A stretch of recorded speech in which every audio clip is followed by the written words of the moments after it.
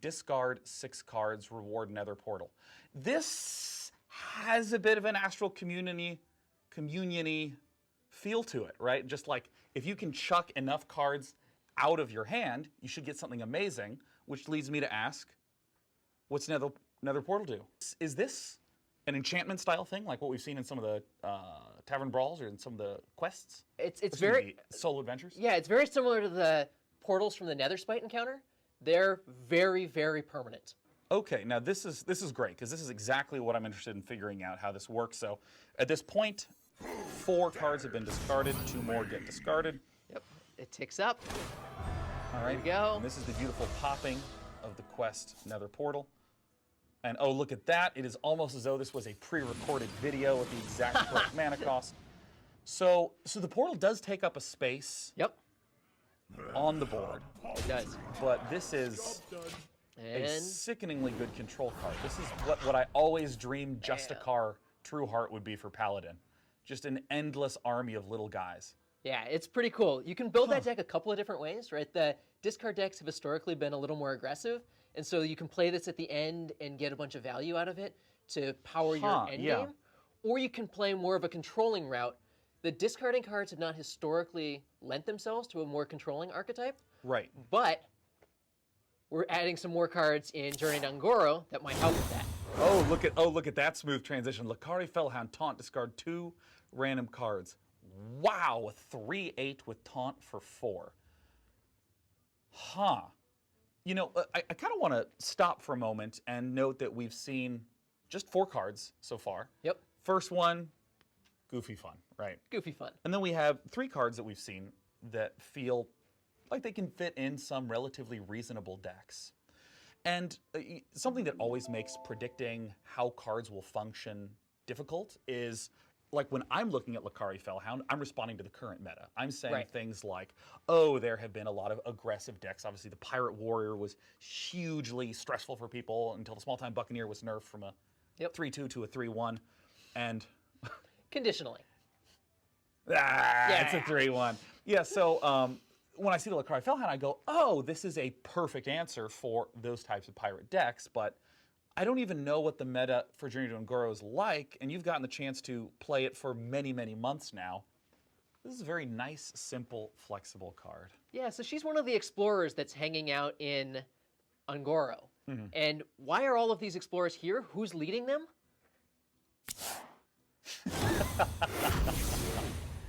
Who is it, Trailblazer. Peter? Ah, there Yeah. it is. So shuffle a sealed Ungoro pack into your deck. What? Yeah. So one of our producers spoke about this card a week ago and said, when you see it, you're just going to say, wait, what? Can they do that? Add 5 Journey to Ungoro cards to your hand. So Ungoro pack.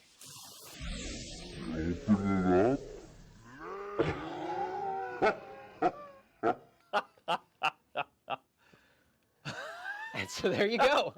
So, I mean, is this... You've played against a lot of pirates. Hey, guys, for any of you at home who've ever been Might frustrated... have lost to a pirate deck once or twice. I don't know. You can try Galaka Crawler, and you'll eat some pirates, and you'll get a 3/4. If this next card is Dinosaur, okay, Dino Size. Set a minion's attack and health to 10. Sometimes there weren't enough dinosaurs. You get to make your own. If you just wanted the biggest Murloc ever, this guy helps you out. This is the anti-Aldor Peacekeeper. Oh, the art literally is a huge Murloc. It is. The golden for this is phenomenal. There's been a couple like amazing goldens. This one's great. Let's take a look at the next card. Sherazin, Corpse Flower. This is the rogue card that I only saw the border of. It's a 4-mana, 5/3, Death Rattle. Go dormant. Play 4 cards in a turn to revive this minion. Oh, is this a sneaky graveyard mechanic? A little bit. Oh my god. Okay, so dormant. Dormant is this a new keyword, or is this just It's just trying to be concise on the words? It's a little bit trying to be concise. It's also telling the story of what this card is. It's a it's a plant, and when it dies, it actually doesn't die. It just curls up on itself.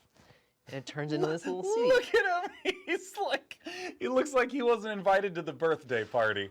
This is another adorable golden. The golden is wonderful. He's really bummed out that you haven't played 4 cards this turn. Look at him. He's like, I'm waiting. His little plant arms are crossed. Yeah. Does this work? Oh, great. We have video. This hopefully will answer it. So, gosh, I still remember when innervating out a Chillwind Yeti was the scariest thing a druid could do. Now it's innervating out an Astral Communion. Oh gosh, isn't that sweet? Oh, so it actually works like the enchantments. Well, I don't know. It works like the permanent cards, yeah. Yeah, the permanents. Just like the portal. Those are, yeah, we're doing that in Journey to Un'Goro. We've got 2 of them. That portal that we just saw in this guy. Wow. So every time it dies, it has a chance to come back. Wow. Now, that mechanic, have you found it more successful in the aggro archetypes, in the more control-ish archetypes? I mean, obviously playing 4 cards in a turn is tricky to do with any amount of consistency. Yeah, you definitely have to build into it. You need to play cards that generate extra cards in your hand or draw lots of cards. Yeah. There are some rogue archetypes historically that have done some card drawing. Historically, there's been these miracle decks in Rogue that play Auctioneer and they draw lots of cards. So this can serve as another way for those decks to finish out games. Rogues historically have done a lot of I play a bunch of cards in a turn, I have a bunch of things that do very small things but play well together.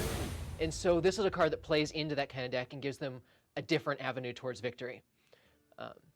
That's one of the things we like playing up in Rogue.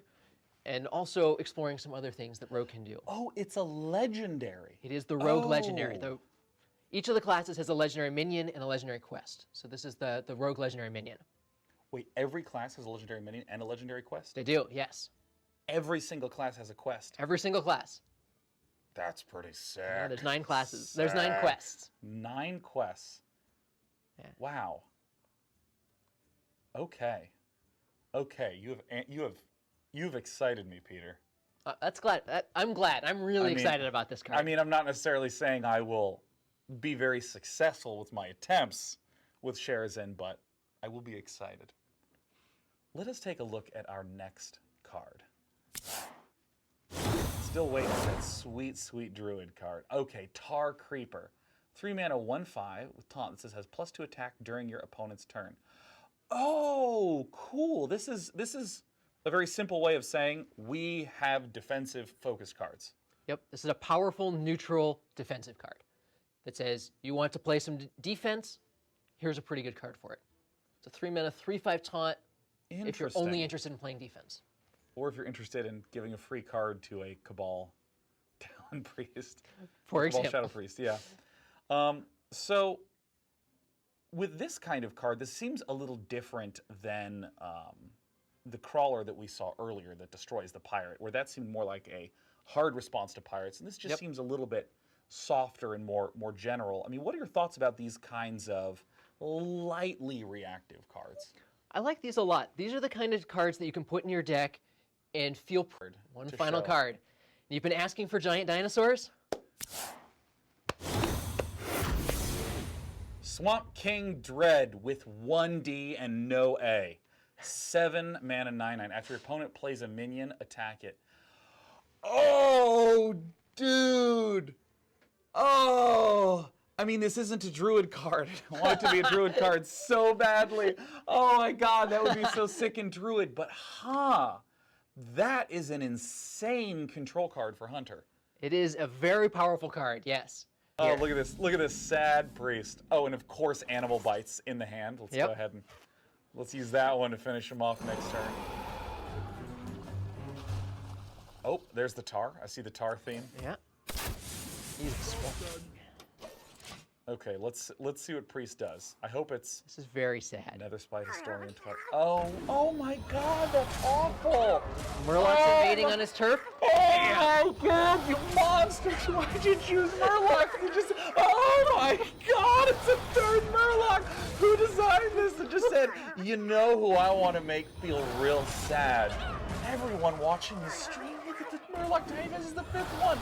The Swamp King's There's the bad guy. Oh my gosh, is it gonna end? Okay, I thought, I thought there was gonna be some video editor like they don't get it. It needs to empty the entire hand, and then we still know that he has kill command in hand.